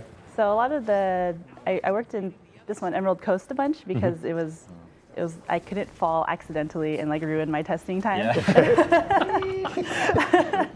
Testing has its own meta. I love it. Well, and you did all the work too to get stuff set up for visual effects artists, right? Nice Or a lot of the stuff here. Yeah, and those guys also use this map. Like everyone who needed to test anything just used this map because you couldn't die, and it was like it was really easy. So Emerald Coast sounds a lot like Rusted Lands to me right now, where when you were sort of inventing the Crucible, when you were inventing the sandbox, a lot of that work was done on Factory, which became Rusted Lands later. So we would have people on stream for years, and they'd say, well, when we were first working on the sandbox on Factory, Rusted Lands. So it's interesting how we create these environments that can be sort of like the test bed or the bedrock of a whole new activity, a whole new mode, however we want to talk about it. But the fact that this is sort of like the Gambit origin story, is this place right here is interesting to me personally. Yeah, and if we were to pull up those screenshots of the early map, you'd totally recognize it. You'd be like, oh yeah, like this is like, you could see how it went from, the gray box to the finished state. I actually remember the first time we got we refer to it as the invader fog. Do you actually want to talk about that? Because you actually did that work. Oh yeah, yeah. You came up to me and you're like, we need something cool so that we know the invader's coming. Yeah, this is what my job is, just going to people and asking them to do that. So invader fog, what does that refer to? Oh, so when the invader shows up, you know how the sky goes a little bit dark and then like you get a little bit of effects on the screen. So I was like, well, public events have that too. So we could try and repurpose that, and it might be cool. So I hunted it down, plugged it in, and I think we ended up having to tweak it a bunch, but eventually it became the invader fog, and it kind of helps give the danger of the invaders here. We use every part of the buffalo at Bungie. Especially for prototyping. We have community primeval on the field, Bungie primeval knocking on the door. Just go to that bank, and we can have an level playing field here. We go. They're still not too far behind. Duel of the primevals. Oh, and there's the burn. I love seeing that burn. Oh, they got it. They don't got it yet. Don't lose hope. Don't lose heart. You still got it. You're still in this. Portal's open. It's gonna get that invader. Your allies in Here's our invader. Come on, let's have that sniping. Let's have that sniping. Nice. Death heals primeval. Dude. We believe in you. Oh, Death heals primeval. Oh, he's in his rift? Yeah, he had overshield. Yeah. It's a good blade barrage. Nice. Oh, pretty. Come back. We're in this, Bungie. We're in this. Percentages behind. Now do that thing we said before. It's a now race. Go back. Go. I think they got So it. close, so close. It's so real close. There's too many people dead. He comes back from the We invade. called it. That's exactly. no. Is that not exactly? They lost. Oh, did they? Wow. Wow. That was close. That's white knuckling territory. Good job, community. Nice. Good job, community. Golf clap for community. Please wait one full business day for your emblem. So I have been informed by Stream Master Scott in MC Pate that if we pay attention to our chat window, they are running a matchmaking countdown. Is this still correct? Yes. So pay attention to chat. We are live, we are streaming, so you can make your best guess or you can read chat. Start matchmaking. So let's return to form. Let's go back to Griffin Bennett. Sure. And of all the social media that we see, what were some of the better questions about Gambit that we thought might be fun to answer on stream? Yeah, for sure. What are the most important aspects of level design, and what feedback have you guys gotten from the player base that will potentially tweak that design when it comes to Gambit?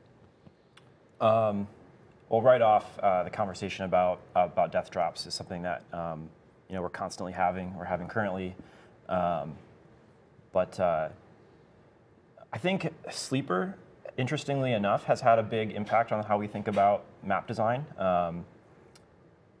Those big, long, open sight lines, sometimes are a lot of fun for snipers, but not so much fun for everyone else.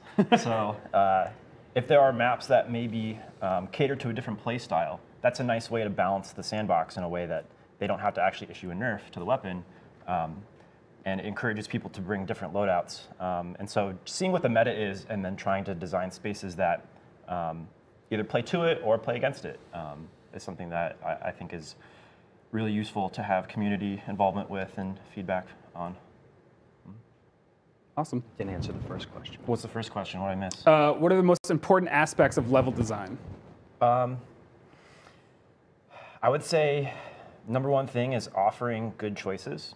A player should be able to understand what choice they're about to make as they move through the space. And they should always have a couple choices available to them at any time. I think if we talk about PvP maps, that's what makes Rusted Land so great. Is that it has in any moment, I feel like you can do 2 or 3 different things, and depending on your situation, you might do something that throws your opponent off, or maybe do something unconventional. But it's all about giving players good choices. Yeah. I know that's something that was really important to you when we're doing front design, especially when you're moving between the fronts, right? Mm-hmm. It's something that we focus on a lot of, like players having a golden path that they can understand, but then also kind of side routes or ninja routes that they can take advantage of once they master the map. Absolutely. Something I always get excited about when I'm running through those maps. Yeah, yeah. There's like, especially on like Emerald Coast, some of the invader spots you come in, there's almost like an invader main street, so to speak, where like it's the primary path, it's the biggest path, and it's right in front of you, and a lot of invaders will just kind of go straight onto that path, mm-hmm. and it's predictable, and you can kind of pick up on that, and then it's been fun to see people learn, oh, you know what, they're going to expect me to go down this path, I'm going to go a different route, I'm going to jump up on this little platform here and try something different. So that's been a lot of fun to see. Nice. Yeah. We still got some time here, so here's one for all of you. What's the most interesting thing that happened to you or maybe to your team during the development process of Gambit? Cool anecdote, whatever you guys have that you'd like to share. Do we have a volunteer to begin? Let me think. Something interesting happened. Guys, we know something. I mean, there's so many I'll start. I'll let them think. So, I think Primeval is a great example. We've talked about this a little bit in the past on some other stuff, but I still think it's really cool to talk about, which is Primeval was actually not it was not a phase that was fully in the mode even as late as, we've been working on Gambit a little over a year, but at the end of 2017 was the first time where it actually got put into the mode, and we had been building the mode for, I don't know, 6 or 8 months at that point. And what actually happened was we had a sudden death. So if both teams had not hit 75 motes in their bank, we would go to sudden death and we'd spawn just a taken boss at the bank. And it happened and we knew we implemented it, and it had been implemented for a couple weeks, and it had never happened in playtest, and it happened one playtest. And there was just this crazy excitement about this race of burning down that boss at that point. And one of our designers, John Sova at the time, was working on some designs to have a few more social grouping mechanics that maybe would have players want to kind of collapse together on top of an objective. And when that happened, John was immediately, and the team was just like, oh, this should just be the second phase of Gambit, right? And that, without that, I think people would have still had a great time with the mode, but it would have felt very different. And so I think that moment where the team gets to collapse on the boss at the end makes the mode a lot more than what it is, and allows the sandbox to shine a lot more, because now you have phases where you're doing PvP and you're fighting a bunch of different combatants, and now you have a phase where you're fighting a larger single target, so different builds can work for that. So I think that was one of the most interesting things that happened during development. Yeah, that was cool. Yeah, Fritzy. I think I thought of one. Nice.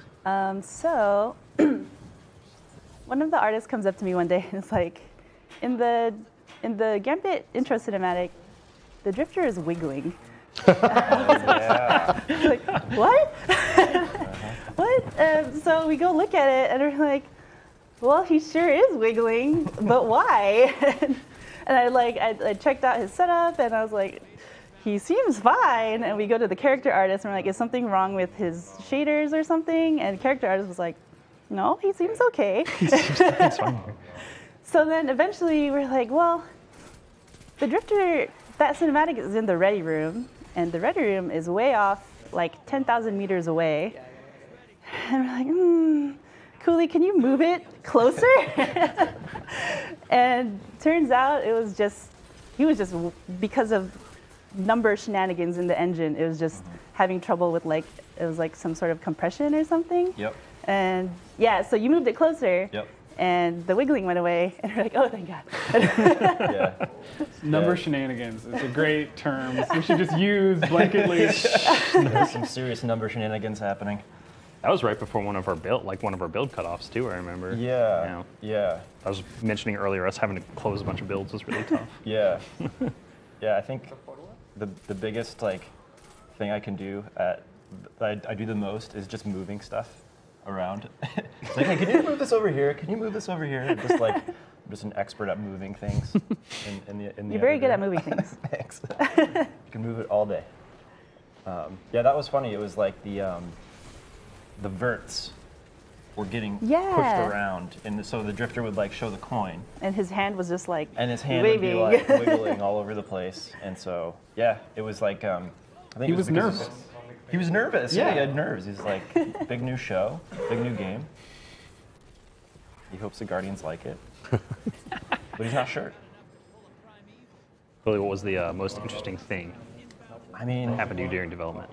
So other than you cutting your hair, because your hair used to be. I did cut my hair. Yeah. I think last time I was on stream I had the bun, a long time ago. Was that superstition or just lack of self-care? What was that? It was just No shear till ship. What? Time for a change. Time for a change. Yeah. It's hard to say, man. There's so much fun stuff that happened. For me, I think because the team worked so close together, it was a lot of fun to be involved in the design decisions that were being made. So. The moment we had the blockers sort of triggered automatically for a while, and then we thought, hey, maybe it'd be cool if you sent a blocker to the other side. And so once we turned that on, I suddenly cared way more about how many motes I was carrying. So that was super fun. Yeah, I distinctly remember that lunch. Wow, I'm sorry to interrupt. That was close. That was close. It looked like there was an interesting primeval duel there. So at the end of first round, advantage community. I'm really sorry. What were you saying? Oh, yeah. Basically, Cooley, there was a while where basically, as the team threw their motes in the bank, imagine where the hatches are now and the status are at the top. When you hit one of those hatches, rather than opening the invasion portal, it actually just spawned a big squad of Taken you could fight. Right. And it was fun. It was interesting, and it was a cool beat in the mode. But it was a little lopsided. Basically, the team that kind of got there first kind of always had an advantage, and it wasn't very dynamic, really, especially when you're fighting another team. And so we were at this lunch one day trying to figure out kind of ways to iterate on it, and I think Cooley was the one who was kind of like, what if we just, we're already saying you can only carry up to maybe 15 or 20 motes or something like that. What if we just did increments of that to send people, basically, or what if you just send, you're the sending those blockers rather than just triggering it on one big phase. And it was some of the magic sauce that really opened the mode up a lot more. Yeah. So, and our team is super collaborative, and it's one of the best parts about working on the team is we already talked about before is Cooley did a bunch of level design and art and design work, and Fritzy did a bunch of work on our cinematics and a lot of work on our medals and stuff too, and it's providing feedback. And so, my job is pretty much just to take a lot of good ideas that other people are happening and help figure out how we put it in the game and drive the direction of the thing we're working on. And it's awesome for me to just come into the office every day and work with people like you and Fritzy and otherwise to just like take a bunch of good ideas and just make them as good as we can. So there's a lot of love in this room and a lot of moats on the field. We can't use the word team enough at Bungie. You know, Cooley is part of an entire team of world artists that build all different types of environments, you know, whether it's Gambit maps or destinations to explore or, you know, dungeons that you explore or, you know, raid environments. It's, you know, interesting how much people can really specialize. And, you know, Fritzy represents an entire production engineering org. And, you know, it's difficult for us to have all of them on stream at the same time because we need a really big set. A small army. Yes, but we do appreciate you showing up and kind of representing your peers, but it can never be said enough times that, you know, there's hundreds of people working on Destiny, and, you know, we have, you know, even partners outside of Bungie that help make this game awesome, and, you know, it's always a team effort, always a group effort, and it's difficult to make sure everybody gets the credit they deserve, but we'll certainly try. Yeah. I really like that metal blockbuster. Basically, you kill, I believe it's 3 blockers within a few seconds of each other. It's a fun one. Yeah. Yeah. Valuable member to one's team, certainly. Exactly. Nothing worse than knocking on the door of the bank when you have 15 moats, or in my case, 4. Yeah. Let me in, let me in. Calm down, dude. I'm in your camp on that one. Are you? I'll deposit 4 all day. Oh, yeah, I don't care. 9? Will you deposit 14? I have. Oh, we are just the worst. Not even ashamed to We're say absolutely the worst people. Yep. Nobody wants to match with us. Yeah. Against, sure, certainly, but against us for sure. I don't spend a lot of time as a blueberry, so fortunately, community, you're safe from me, but the people in my clan are like, come on, man, but they're used to dragging me like an anchor through games. It's been happening for quite a while, so. An anchor, huh? Dragging like an anchor. Dragging me like an anchor through whatever it is we're playing. Yeah. Which is wow, important. they're basically almost something at the same time. They're one mode off. That hurts. It hurts. Yeah. Going for that counter invasion though. Oh yeah. Nice shot. He's hurt in ruins. Invader down. Do you remember the specific moment when the community really started to grab onto Death Heals Primeval and repeat it? Because I believe it was during a convention, because I was just trying to conduct business as usual, and everybody in our community was saying Death Heals Primeval, Death Heals Primeval. It was just like being parroted, you know, like Death Heals Primeval, Death Heals Primeval. And I was Such like, a weird phrase. Yeah, I mean, it's one of those things where I believe it was one of our producers, Jared, is it Bareback? Sorry, I just said his last name. Burbach. Thank you. Yeah, Burbach. Who actually, like, he was working the booth, he's having a lot of fun, and he kind of just started just screaming it to people and then talking it and just kind of just like just announcing it to everyone. And then I think Matt picked up on it because Matt was working the lines, and then Peter was doing it a bunch too. So this was working the Guardian lines. Con. This was Guardian Con. I'm okay. sorry. Yeah, Right. Context. I'm sorry. Yep. Yeah, we were at Guardian Con, and basically Jared was just getting everyone pumped with the phrase, and you know, we're kind of we're reinforcing every time we talk to people about the game rules to get them prepped for the mode. And remember, Death Heals Primeval. Just remember it. to be there when a catchphrase is born. It's a magical and rare thing. And at the end of that round, congratulations, golf clap for community. Well done. Your emblems will be distributed. Please allow for the proper administrative work to be conducted. And let's go back to the Minister of Social Media, Griffin Bennett. Let's have another question about Gambit for our panel of experts. Absolutely. Will there be more Gambit arena maps added, and what does the future of Gambit have in store? Have you announced any of that stuff yet? Well, we have announced that the season of the Drifter is a thing. So let's skirt the chasm of spoilers and maybe just allude to some of our basic goals. Well, in Season of Drifter, we're absolutely going to be, exploring the backstory of Drifter, and with that, of course, there will be new spaces in Destiny, new spaces in the world that will talk to him, and you'll learn more about Drifter as you're exploring those spaces. Yeah.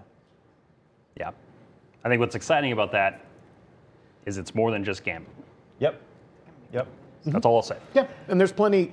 I mean, there's plenty for us to say about that, but And we have a conversation that will begin soon about these seasons, because the seasons are really how we're going to prolong your Destiny hobby. The seasons are going to be how we extend the end game across a year of play. Yep. The seasons are themed now. The seasons are where we are adding new things to do, and telling those new stories is really leveraging these new systems. Going in and the collectibles and the lore and the things that you can collect in the game now enables us to sort of broaden your understanding of the world.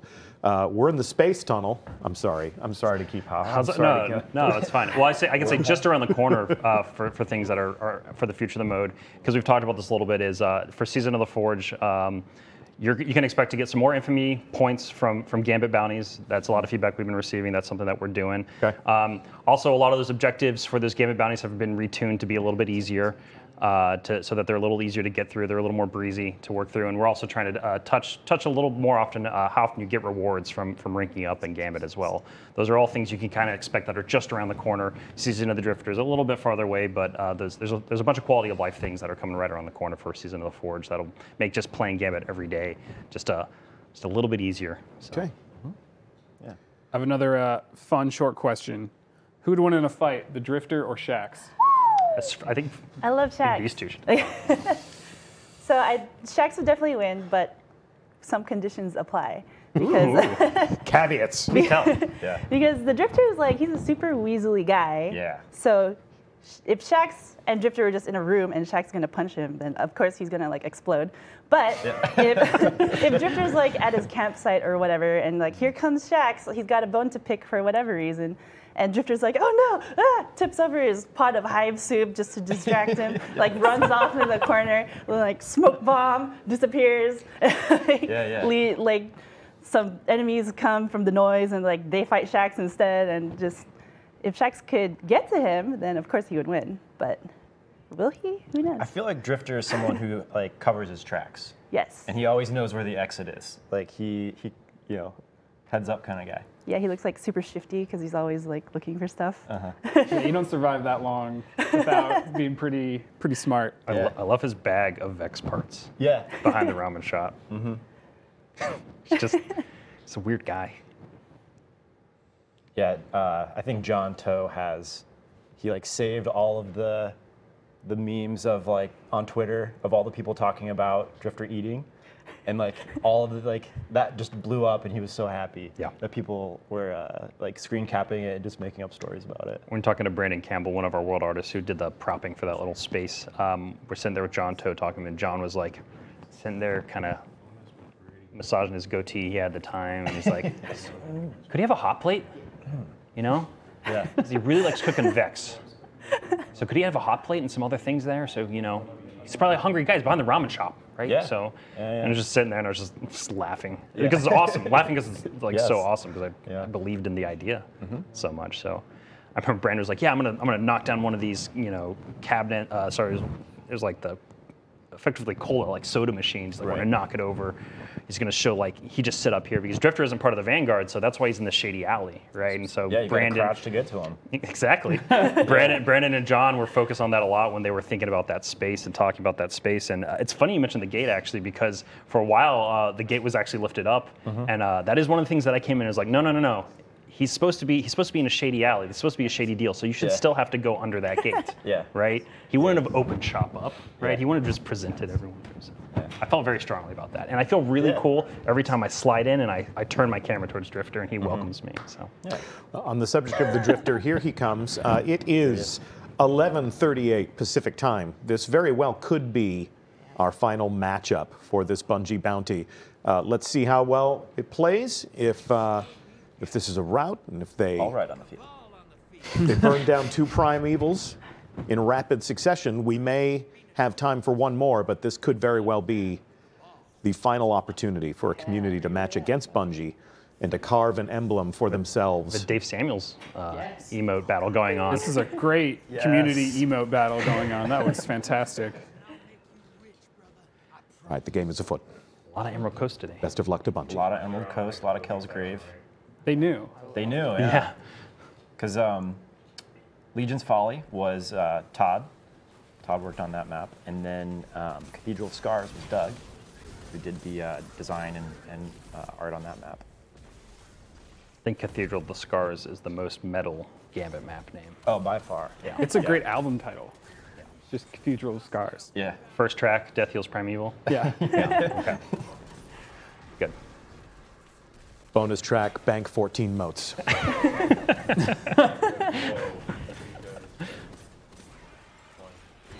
I play that in my car on the way to work every morning. Which one, Death Heals for Primeval? No, or 14 bank, moats. 14 moats, okay. Bank 14 moats. It's your jam. Yeah, Keenan, how do you say his last name, Cooley? Dufault? Yeah, he did the finishing work on this map. He joined the team a little bit later. Yeah. And but man, he did an incredible job. Oh, it's a beautiful on map. this thing. He did a great job. What goes? What falls under the category of finishing work? Like, what's the last thing that we'll do to an environment like this? Well, there's a lot of visual polish that goes into the maps, and then there's also a lot of gameplay polish that we do for Gambit specifically. And we do our best to make sure you don't get hung up on geometry, but you know, when you have an art style as sort of post-apocalyptic as ours can be, you get a lot of rubble, you get a lot of stuff on the ground, and it looks cool, but you got to make sure the players aren't getting hung up on it. And Lars specifically is always, he's got his, you know, I can't really say he's ear to the ground, but like he's got touchy feet. If he ever bumps into anything, he's like, hey, this spot right here, I got tripped up on that plank of wood. And so we got to go back and build a custom physics thing around the whole level to make sure that you're not getting caught up. Thank you, Lars. Lars looking out for the little guy like me. Yeah. Hero. Many heroes. Takes a lot of heroes. Yes. But of course, then we also have like lighting that comes in, and we have VFX that come in, and they always do an amazing job. Like when we start getting those external teams that come in and do their passes on the space, it's just like immediately like, whoa, this looks so cool now. And everybody brings their own little idea to the table when they come and work on the map. So the map will evolve and change over time as different people work on it, which is always fun to see. Get to the bank. Get to the bank. Go to the bank. There you go. Cool. Probably Beagle on the field. So Fritzy, at what point do you? I'm sorry. What were you going to say? I was just going to say it's always a lot of fun when the lighting and VFX guys come in, because the map is like pretty, but then they come and do some like wizardry, and then it just looks beautiful. Like, oh, it looks like Destiny now. Overnight, the map will look amazing. Sorry, what were you saying? At what point do we have to step in from a production standpoint and say we could polish this forever and build an art museum, but we're trying to make a video game and people are fit to get in there and do some fighting? So at what point do we step in and say it's time to ship this? You're done polishing. You're not doing finishing work. You're finished working. Finished working, yeah. Well, I mean, those deadlines come up, and someone has to put their foot down, and they're very friendly, but very firm. Yeah. Very firm people that are like, okay, you gotta stop because these are gonna make bugs for everyone else. Right. And like, one big consideration is the test team, because sometimes people kind of forget about them. But if you make a small change, then they have to go in and like, they have to do a lot of stuff to retest everything and make sure it's like still working. Because sometimes it stops working for weird reasons. So. Yeah, everything needs a very thorough pass. And so changing one thing means that you got to go back and retest it, which sometimes isn't the best. Yeah. At the end of round one, advantage Bungie. Ooh, we got a Callus on the other team. I remember that happened a couple times when we were working through the triumphs at the end there. Oh gosh. Where we were like, there's multiple times where both of us were like, wait, it was working. Yeah, it was literally working yesterday. Yesterday, like what happened? Oh, made it through. So as a non-developer myself, what is a point of making Gambit or developing these arenas that is a very core part of the development process, but a lot of casual players or non-developers might not know about? The unseen hands. Yeah. It's exactly like the finishing parts and the lighting. That's stuff that not a lot of people quite understand or like totally get the concept of. So like even for me just sitting here, this is new stuff for me. Yeah. I mean, playtesting. We playtest so much. Pretty much, we try to playtest every day in the mornings, and you know we're always talking to our test team to see, hey, like what can we playtest? You know, how's the build looking? And And of course, in a game, stuff breaks a lot. So we don't play test every day for that reason, because people are always checking in things. And but we have a great BBT team that makes sure that we have stable builds as frequently as possible. But I mean, we're constantly trying to get up in the lab and bang on it, because that's where the game's really made, is in the playtest lab, where everybody's having a good time and coming up with ideas and taking a look at the latest and greatest.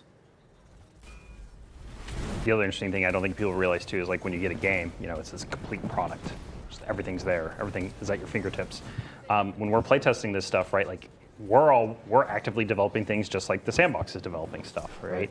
And we work hand in hand together, like I was saying earlier, and we have playtests together. But there's still a lot of moving parts that change very rapidly, especially at the end, because you can really play everything at that point, right? And now that you can play with everything, you can test everything out and see how it changes. So there's quite a bit of iteration that happens at the very end with all the fine tuning and everything that takes a lot of thought. And you can make a decision that makes something amazing, and you can make decisions that will make it not very good either. And so it's a balancing act that we always have to play at the very end. And everything we check in and everything we're focused on, that was rough, has to go through like like what we call triage, basically. Like as we get into closing, we have this thing where we call triage, where we look at every issue that we're trying to work on, be it a bug or otherwise, and we have to look at it and go, is it the right thing to do right now to try to fix this and put this in the game? Like Fritzy was saying, like what is the test weight going to be on this? Like what's the impact going to be on this? It's a constant conversation. Yeah.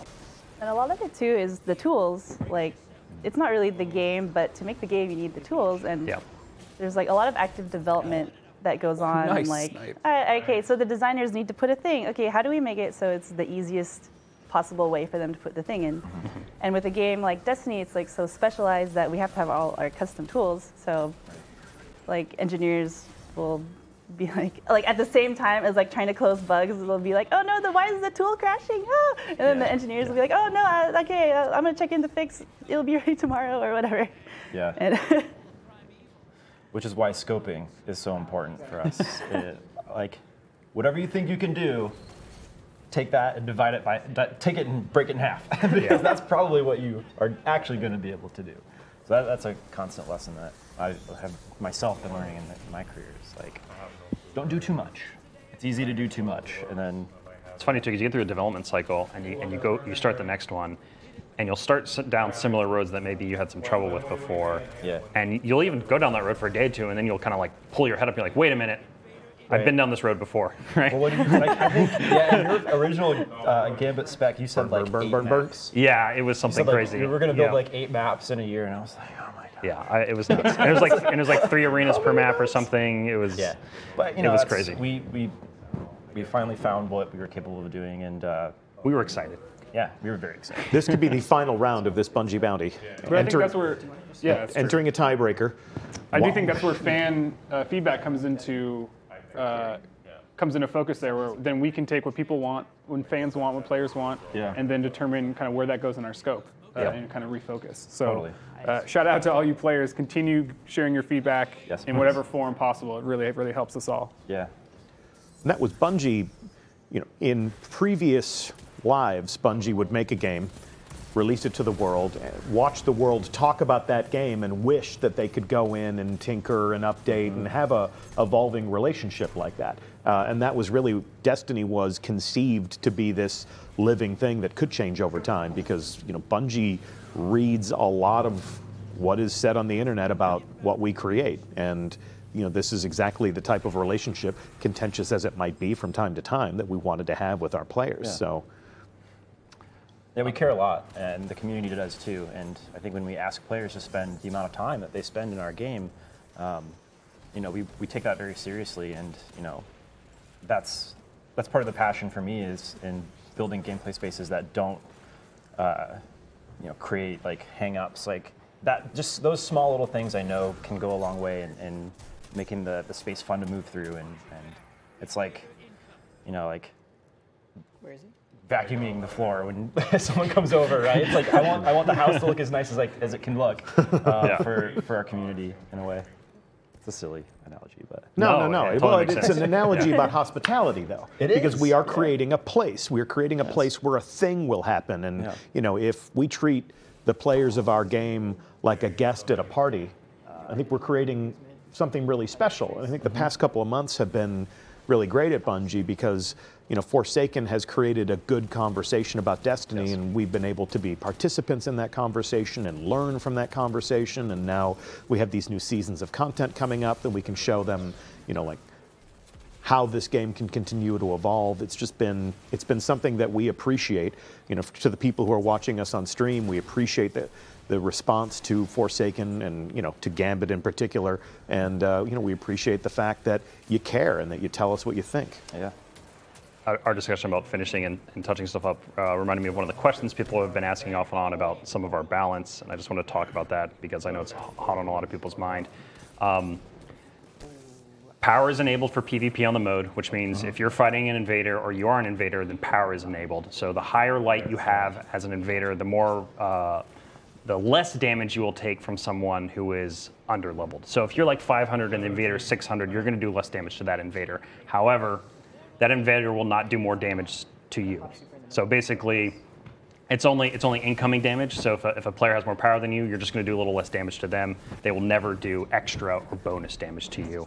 Because I know there's been some conversations about what that advantage is, and it's pretty much just it's less damage incoming if you have a higher power.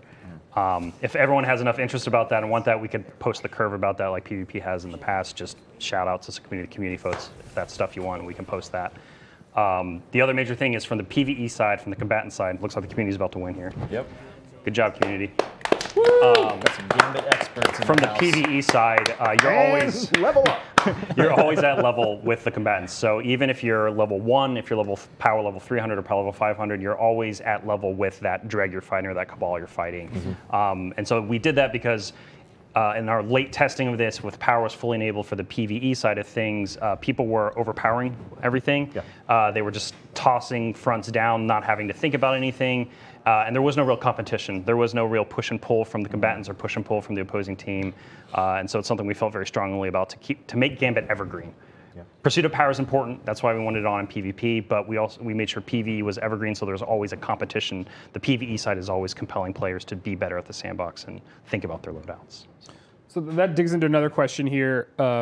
Certain PvE elements or enemies feel like they can deal varying amounts of damage. Are there any hidden modifiers that are added to adjust for PvE damage? So there are no hidden modifiers. I would say the main thing that you're maybe feeling is if you play something like the Nightfall or the Raid, you might notice that like, hey, the combatants do a little bit more damage or maybe have a little extra health.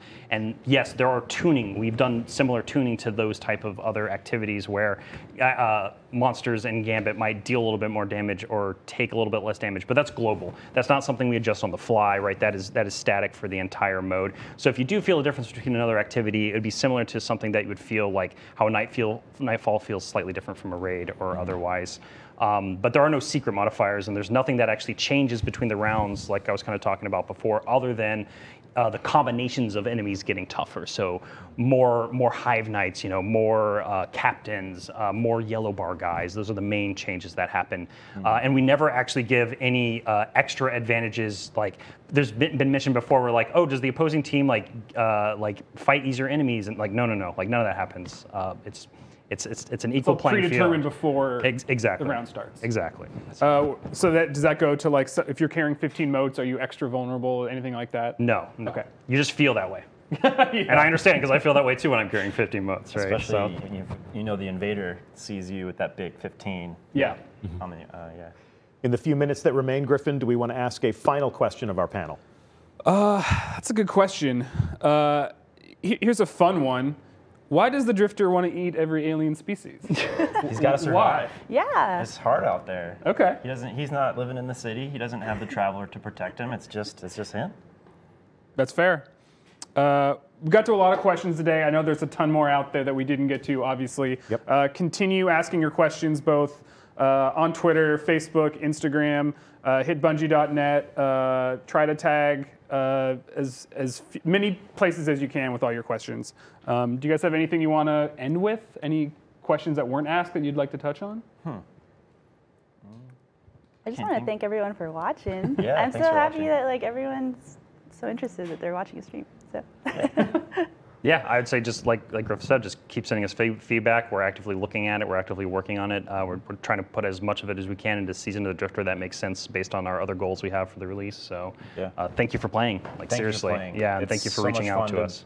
Be able to work on the game for you guys and to be here, and it's a blast. Wonderful. Well, with that, we're going to let you get back to making the video games. We'll be back on stream this time next week for a Bungie raid along.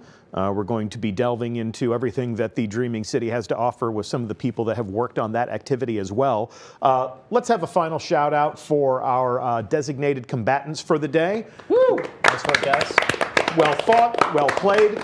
If you were on their team or if you were able to defeat them as an opponent, you are going to be entitled to the Bungie Bounty Emblem, the sign of mutual combat, we call it. There's a lot of funny trivia behind that. We'll tell you another time, perhaps. This has been a Bungie Bounty stream. Thank you so much for playing. Thank you so much for watching. That's it.